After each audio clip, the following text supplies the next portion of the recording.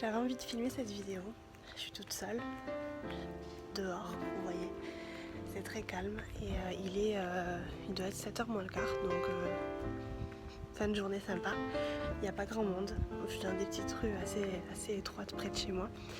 Et je voulais juste vous raconter quelques petits trucs parce que ça fait maintenant 1 an que je suis au Japon et pour moi c'est quelque chose d'assez émouvant et je vais vous dire direct que je suis quand même assez émue parce que de voir que j'ai vécu 1 an très loin de chez moi, j'ai vécu 1 an dans des situations un peu pas très faciles au quotidien, ça n'a pas été facile tout le temps et je voulais juste en fait un petit peu contrebalancer mon année avec vous un petit peu tout en marchant.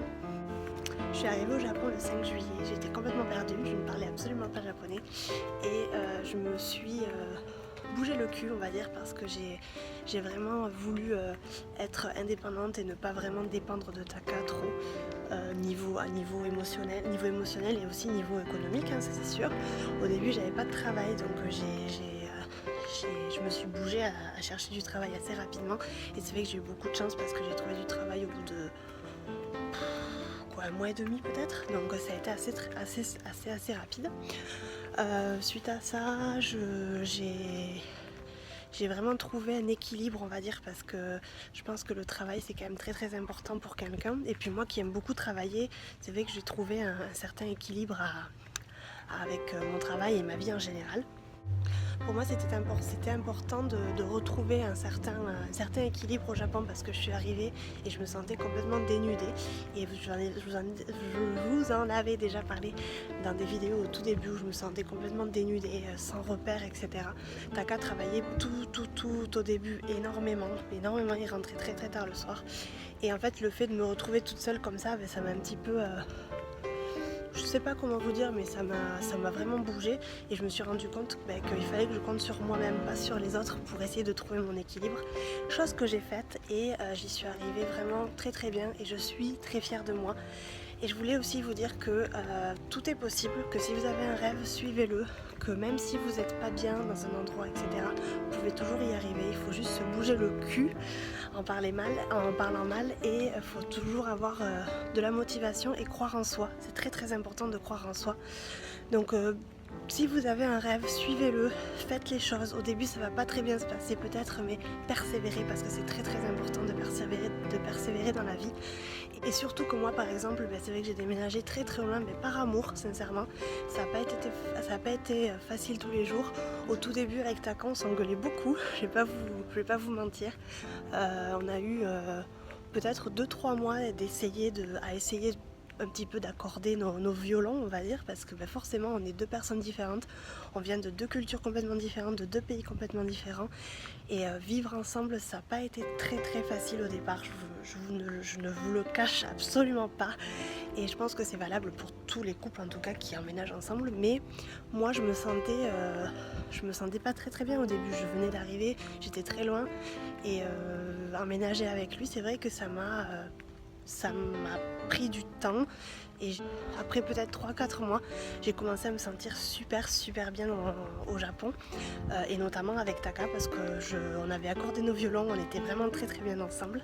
Je me rappelle encore quand était venu mon meilleur pote en mars où j'avais eu encore des gros moments de doute mais pas forcément pas du tout envers Taka en fait parce que j'ai toujours été très bien avec Taka et j'ai jamais eu aucun doute pour notre relation, mais j'avais eu quelques doutes au niveau de est-ce que j'étais épanouie au Japon, est-ce que j'étais heureuse. Je viens de m'asseoir sur un petit banc, c'est un petit peu éclairé donc ça va. Je me rappelle que j'avais eu ces quelques doutes là et il m'avait beaucoup aidé en fait à essayer de me retrouver et à me poser les bonnes questions et c'est vrai qu'à partir de mars je me suis sentie mais complètement en phase avec moi-même, complètement épanouie dans ce que je faisais et je veux vous dire que ça m'a pris de juillet à mars à vraiment me trouver un équilibre dans un pays qui n'est pas le mien, dans un pays qui est complètement étranger à moi et j'ai persévéré et j'ai vraiment voulu en fait me prouver que je pouvais y arriver, que ce pays ne me faisait absolument pas peur et que je pouvais faire en fait tout ce dont j'avais envie.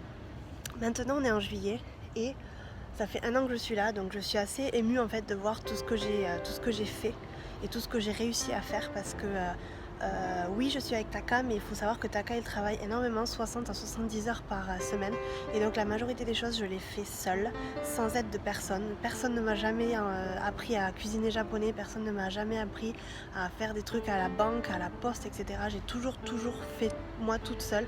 Certes, j'ai déjà demandé des conseils à Taka, ou si j'avais des doutes, c'est vrai que je lui posais des questions, mais je veux quand même vous dire que je me suis beaucoup débrouillée toute seule, et c'est pas pour me jeter des fleurs, mais je me sens super fière de moi. Et je pense que tout le monde peut arriver à faire une telle démarche, il faut juste avoir beaucoup de motivation et beaucoup de persévérance. Ils m'ont dit, moi, ma phrase préférée, c'est quand on veut, on peut, et je peux vous promettre que quand on veut, on peut. Il n'y a aucun problème à ce niveau-là. Maintenant, on est en juillet, ça fait 1 an que je suis là, et je peux vous dire que je me sens complètement épanouie. J'ai déjà été aussi heureuse que maintenant, mais je peux vous dire que je me sens super heureuse. J'ai absolument pas envie de rentrer vivre en Europe. Je me sens dans un pays sûr, où je peux faire tout ce dont j'ai envie, où les gens sont aimables. Ça facilite beaucoup la vie, ça c'est sûr. Mon travail, je suis tellement épanouie dans mon travail que j'imaginerais absolument pas changer de travail ou de vie maintenant. Donc ça, c'est vrai que c'est super gratifiant. Du coup, je vous montre un petit peu ce que je suis en train de faire. Vous voyez que c'est un petit peu la fin d'après-midi, donc il commence un petit peu à faire nuit. Et ici, on n'a absolument pas d'heure d'été et d'hiver, donc même en plein été, il fait nuit à 19h, 19h30, donc c'est un peu chiant. Mais c'est la vie, et ça me manque un petit peu, vous savez, les après-midi tardives comme ça dans le jardin, quand il est 21h, 22h, quand il fait à peine nuit, en France ou... Ah merde, je crois qu'il faut que je rentre. Enfin, il faut que je fasse demi-tour. En France ou en Europe, je me souviens quand je faisais encore des barbecues dans les jardins, où j'étais encore posée par-ci par-là à 21h et il faisait encore jour, c'était super agréable. Et là, vous voyez, il est 19h et vous voyez le temps qu'il fait. Enfin, le temps qu'il fait en tout cas, la nuit commence à tomber considérablement. En 1 an, je sens que certains aspects de mon caractère ont changé. Je me trouve un peu plus patiente, un peu moins égoïste et un peu plus aimable avec les gens. J'essaye de me penser un peu moins à moi-même. Oh, regardez les petits chats. Petit chat. On dirait qu'il a peur. Ouais, voilà. Et c'est vrai que je trouve qu'en fait, je suis devenue une meilleure version de moi-même au Japon. Et je pense qu'il y a beaucoup d'étrangers qui ressentent la même chose. En tout cas, je suis super reconnaissante pour tout ce qui m'est arrivé dans la vie. Je suis super reconnaissante d'avoir fait le pas en fait de déménager au Japon, même si j'avais très peur au début. Je vais pas vous le cacher. J'avais très peur au début. Je savais pas si ça allait bien se passer, si ça allait pas bien se passer. Je savais pas si avec Taka ça allait fonctionner. Je ne savais absolument rien du tout. Je savais pas si j'allais trouver un travail qui me plaît. Je savais absolument rien. Et ça, c'est vrai que je suis vraiment reconnaissante pour ça. Je suis reconnaissante aussi envers ma famille, mes amis qui m'ont vraiment beaucoup soutenue. Et je suis aussi très reconnaissante de Taka qui me soutient au quotidien. C'est vraiment un copain 100% génial. Vous ne pouvez pas vous imaginer comme il est génial, et j'ai beaucoup de chance d'avoir trouvé quelqu'un comme ça qui me soutient, qui me comprend, qui ne me juge pas, qui est patient, qui fait tout pour me rendre heureuse. Et ça, franchement, j'ai une chance inouïe. Vous ne pouvez pas vous imaginer. Taka, c'est quelqu'un qui bosse beaucoup, mais je suis en quelque sorte sa priorité sur beaucoup de choses. Et ça, franchement, c'est quelque chose qui est franchement irremplaçable. Je profite aussi de l'occasion pour vous remercier pour tous vos messages et vos abonnements pendant 1 an. Vous avez été très nombreux à me suivre pendant ces 1 an. Et j'ai créé ma chaîne en fait quand je suis arrivée au Japon il y a tout juste 1 an pour partager un petit peu avec vous mes réflexions et puis aussi mes expériences, mes chocs culturels comme mes bonheurs. Et en fait, j'ai vu que vous avez passé, je me suis rendu compte et je me rends compte que vous avez passé une année vraiment super avec moi, une année où il y a eu des hauts et des bas. Et bien que en fait au début j'avais fait cette chaîne parce que je n'avais pas d'amis, parce que c'était pas facile pour moi au tout début au Japon. Maintenant vous faites carrément partie de ma vie, vous êtes une partie entière de ma vie, et je pourrais pas imaginer maintenant ne pas faire de vidéos, ce serait carrément impossible. Et je vous remercie énormément du fond du cœur pour toutes vos petites attentions, pour tous vos petits mots. Merci. Je voulais aussi mentionner quelque chose qui est assez important et que je me suis rendu compte en fait au fil de mes aventures et au fil de ma vie, c'est que l'humain est complètement malléable et complètement étirable et qu'en fait on peut s'adapter à toutes les situations. Vous voyez, je me suis adaptée à plusieurs cultures, à plusieurs pays parce que j'ai eu la chance de pouvoir vivre un peu partout et j'imagine que ça m'a aidé à m'adapter au Japon aussi parce que c'est quand même un pays qui a été le pays le plus loin où je suis allée. On me voit plus.